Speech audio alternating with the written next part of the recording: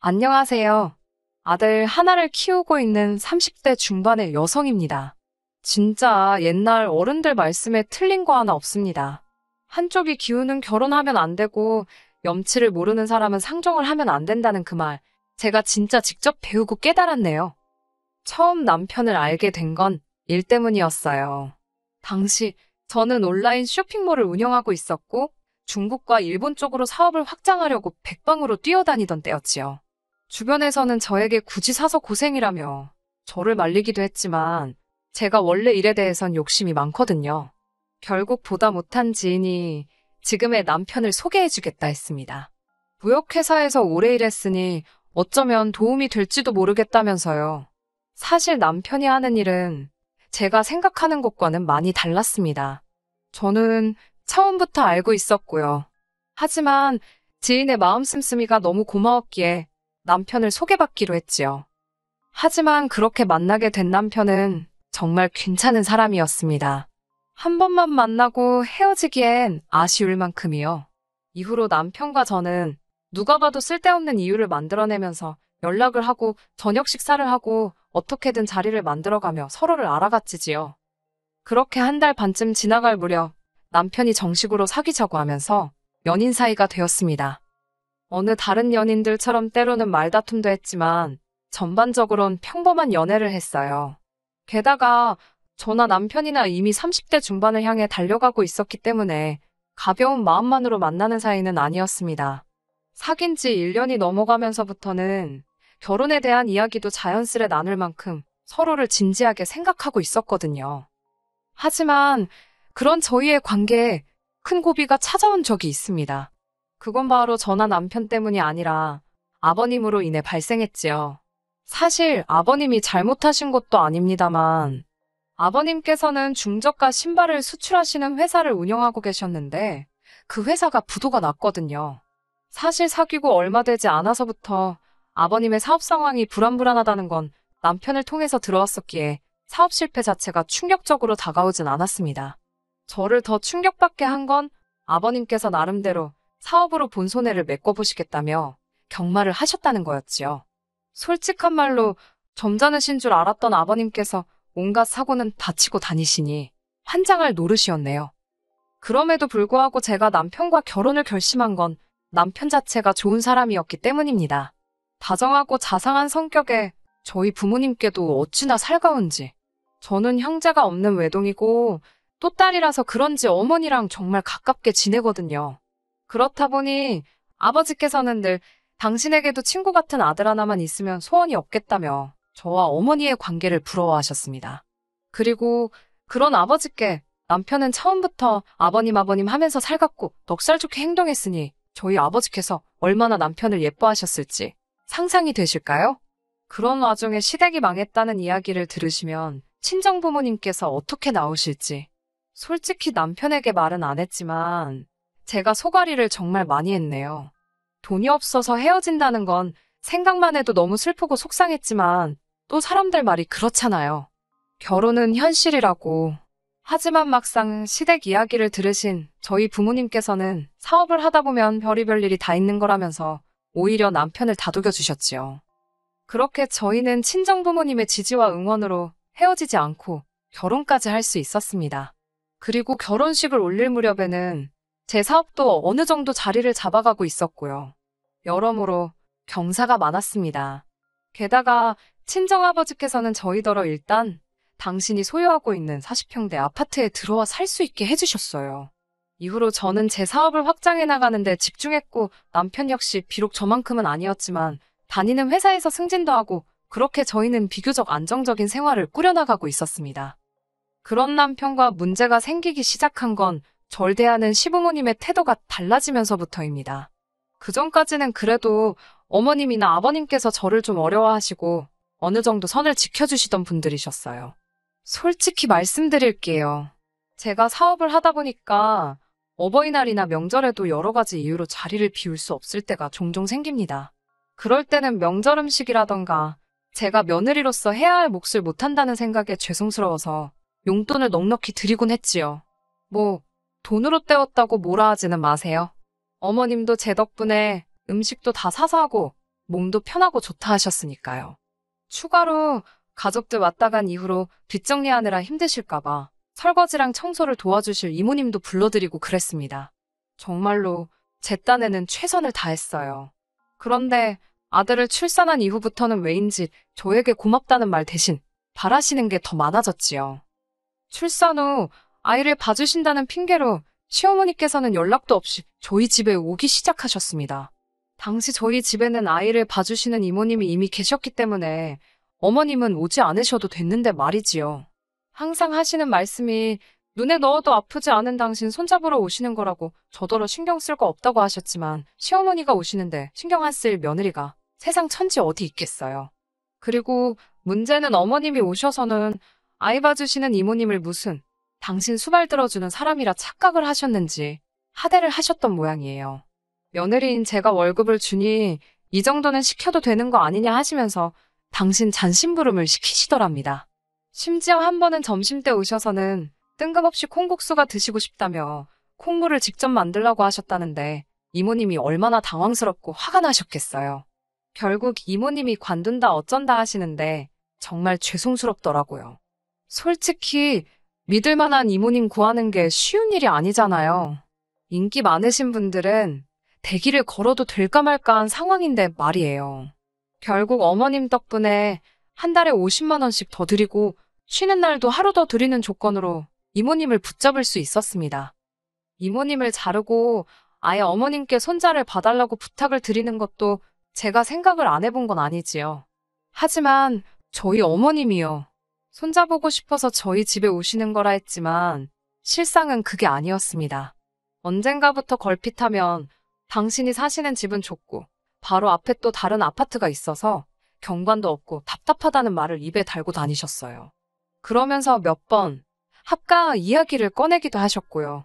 근데 그 이야기가 저한테 씨알도 안 먹히니까 나중에는 저희 집에 오실 때마다 자꾸 당신 짐을 조금씩 갖다 두시지를 않나. 졸려서 도저히 집에 못 가시겠다고 주무시고 간다고 우기시질 않나.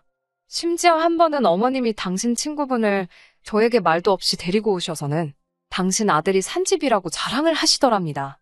이모님은 집안일 해주는 여자라고 소개하셨고요.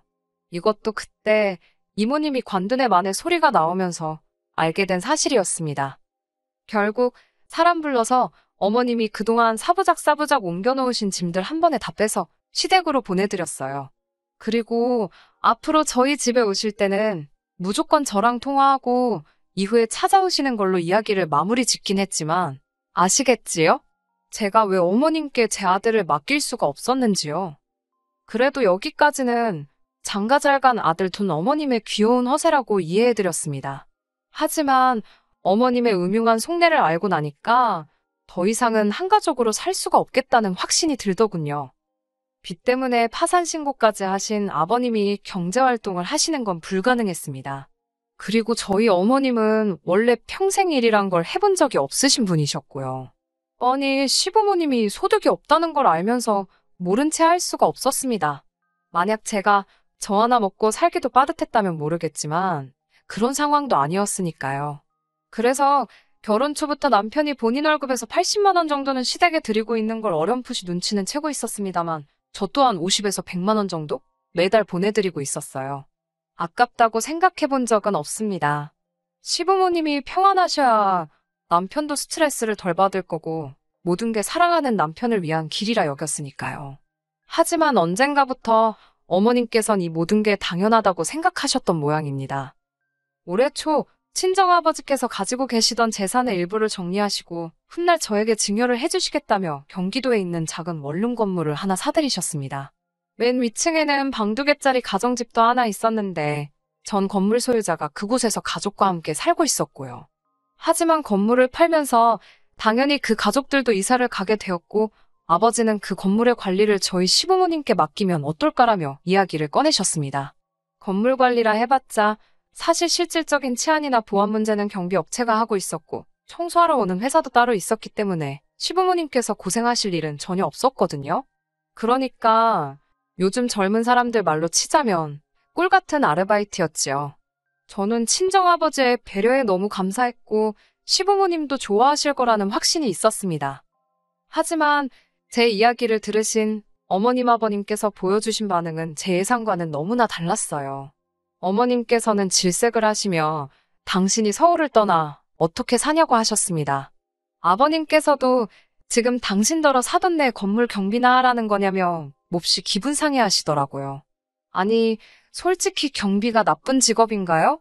아무 일도 안 하고 계시는 아버님께서 경비가 어쩌고저쩌고 불평을 늘어놓으시는 모습을 보고 있자니 며느리로서 이런 말 뭐하지만 지금 찬밥 더운 밥 가리실 땐가 싶었습니다. 언제까지 사장님 소리에 취해서 사실 건가? 아버님이 안쓰럽고 동시에 갑갑했고요.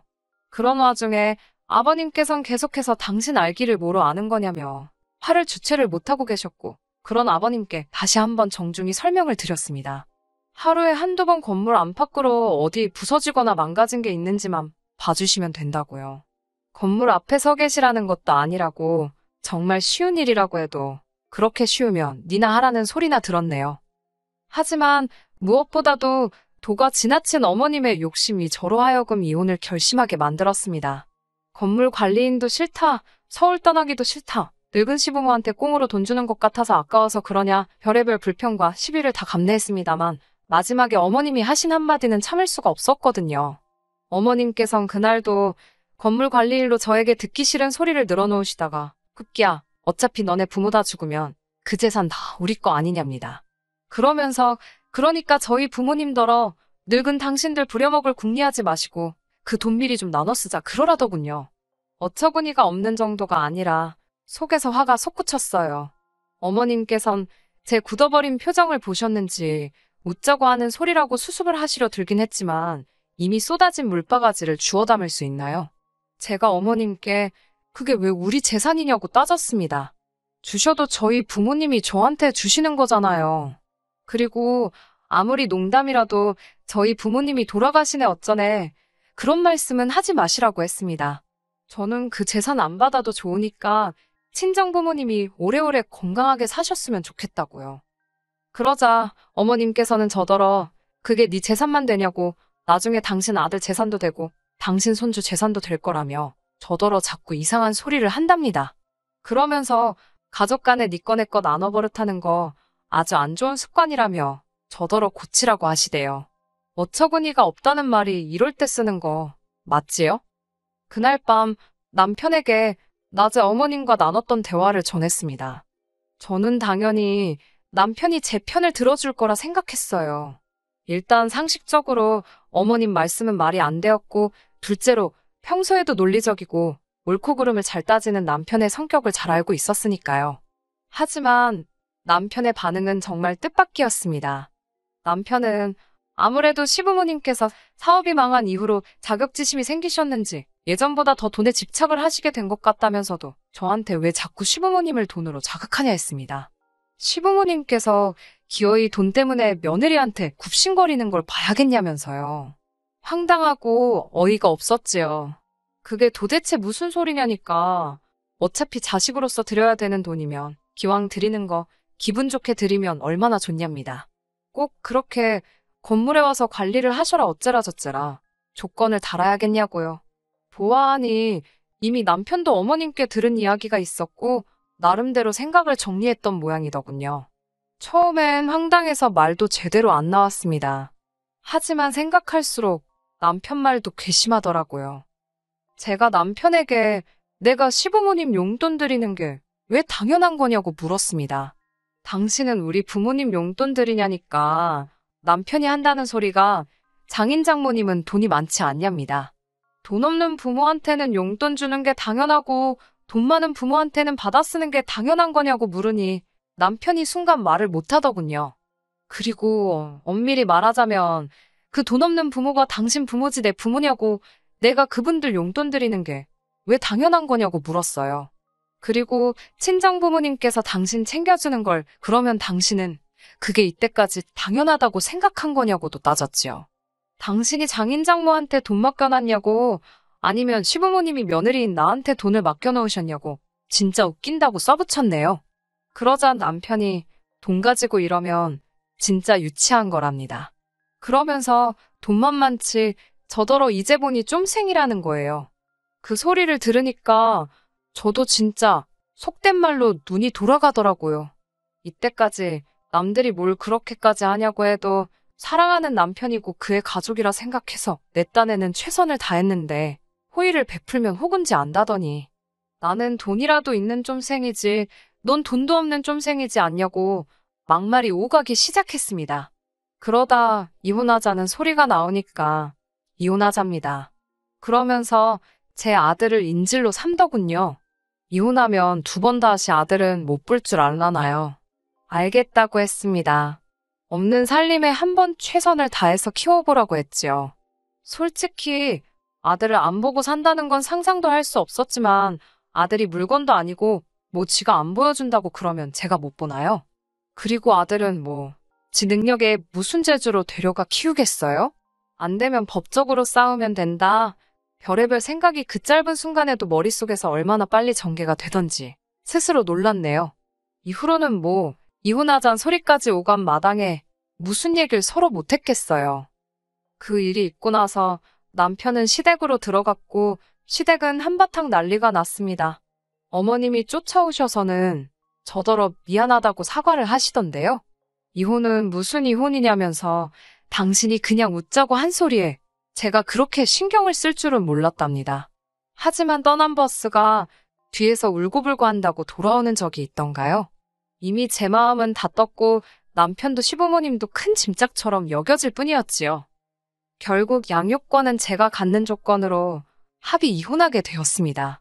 법적으로 다투면 결국 가져올 수 있는 양육권이었지만 그렇게 남편과 지지부지하게 얽히기 싫어서 제가 남편에게 양육비 달라는 소리를 안 하는 조건으로 양육권 포기시켰습니다.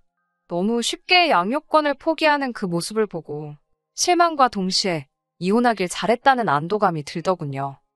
지금 저는 친정부모님과 함께 살고 있습니다. 저희 부모님께서 아이 양육을 도와주고 계시고 저는 계속해서 사업을 키워나가는 중입니다. 전 남편이 된 그 인간은 어떻게 지내냐고요? 지가 모아뒀던 돈, 집 부모랑 같이 갉아먹으며 살고 있겠지요. 자동차도 저희 회사차 끌고 다니다가 이혼하면서 저한테 내놨으니 에휴 차도 없겠네요. 하여튼 사람들은 왜 가진 것에 만족할 줄을 모르는지 이해가 안 됩니다. 욕심부리다가 본전도 못 찾는다는 속담이 뭐가 있었던 것 같은데 기억이 안 나네요. 아무튼 이제 각자 갈 길이나 가면 되는 거 아니겠어요? 저는 저대로 아들과 함께 즐겁게 살아보렵니다. 끝까지 들어주셔서 감사합니다. 오늘의 사연은 여기까지입니다. 구독과 좋아요, 알람 설정 부탁드리고 더 좋은 사연으로 다시 찾아뵙겠습니다. 감사합니다.